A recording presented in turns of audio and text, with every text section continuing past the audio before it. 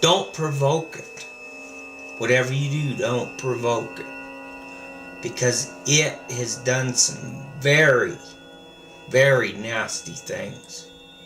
And I'm just looking forward to this whole thing to be over with. I mean, it's just ruined my life. It's absolutely ruined my life. We're real scared. How has it affected your life since this happened? Never been the same. It tore me a new one. Since that day, it's changed my life completely.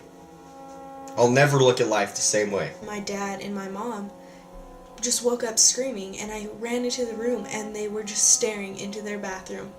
I've lived in this residence for probably 30-some years. The first time I had the interaction with this full-bodied apparition, it just gave me goosebumps. I mean, I see, look, at the hair on my arm stands up right now as we're speaking about it. Sometimes it'll wake me up in the middle of the night. I'll just be minding my own business, full on in sleep mode. And the last incident sent me over the edge. I had to move out. I had to go stay temporarily in a homeless shelter. I used to live in Burlington, Connecticut, and I lived there from 2007 until the beginning of 2010. And it was the summer of 2009 when the tragic happened, and it terrorized my family, and it took my cousin Caleb hostage. Well, it was the summer of, I believe it was 2008 going into 2009, and there was just real strange activity happening around my Uncle John Tucker's ranch. My room was like downstairs, and I kept hearing this creaking in my closet. I got up in the middle of the night and went and checked, and I just opened the closet, and there was nothing there. So I was just, whatever. Went back to bed and woke up the next day, and everything seemed to be fine for about a week. And then these incidents just kept happening again and again. One day I walk out to find a skinned up rabbit laying on the front porch. My natural instinct was to get a rifle and go out in the back. I go out back, and there it was. Was it scary looking, or? Undescribable. I was asleep, and I felt this sensation going down my back. It had felt like, I'd say kind of like a hand, but it was very cold. The next thing you know, I found myself cartwheeled through the air 180 degrees, and I ended up on the floor. Staring me right in the eyes. And I didn't know what to do. I was shocked, and I couldn't even believe this was happening to me right now. Yeah. And this was the first instance that happened. And about 3 days, I would say, later, I was making a peanut butter and jelly sandwich in the living room. Yeah. While I was watching TV.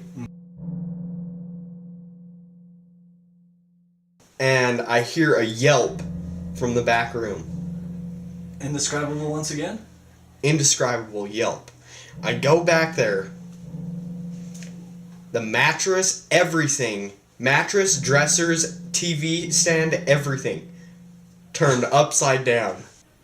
And one time my mom was cooking, and all the pots and pans flew out of the window.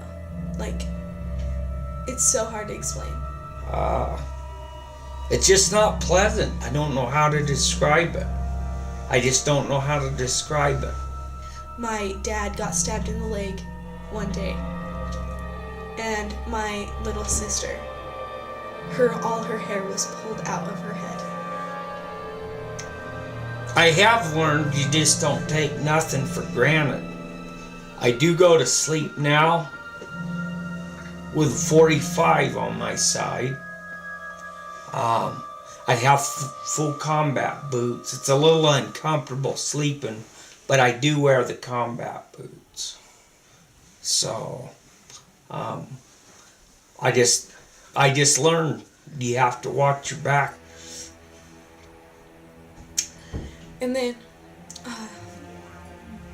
my dad actually passed away.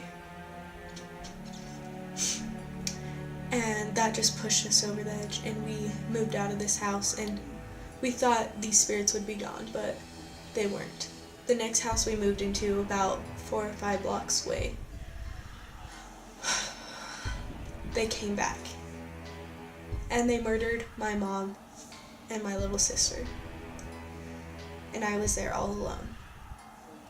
All the doors were locked, and I was just lost. And I knew it was my time, but these spirits came, and I had my cross, and I just stood up to them, and they went away. Just as I rounded this corner, I saw a black shadow round that corner right here. Rounded the corner. So I turned on the lights, slowly crept up here, and I kind of paused for a minute, and I had this eerie feeling that something was watching me. So I was, my alarm was set for 6:30. I woke up and I had to dump as usual. And I was walking over to my bathroom right here. And the toilet seat was down. And I'm a single guy and I never leave it down. So that was the first word. I thought I saw a car pull up.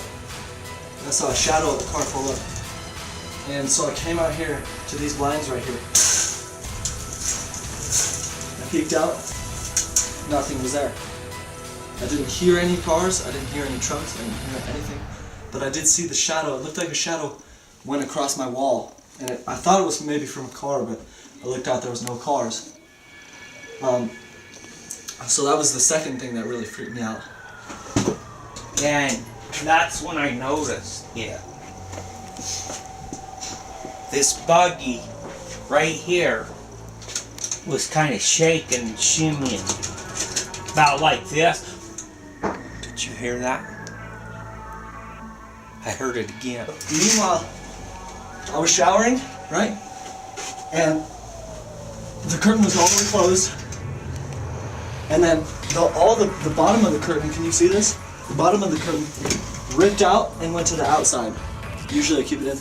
And I didn't touch the curtain.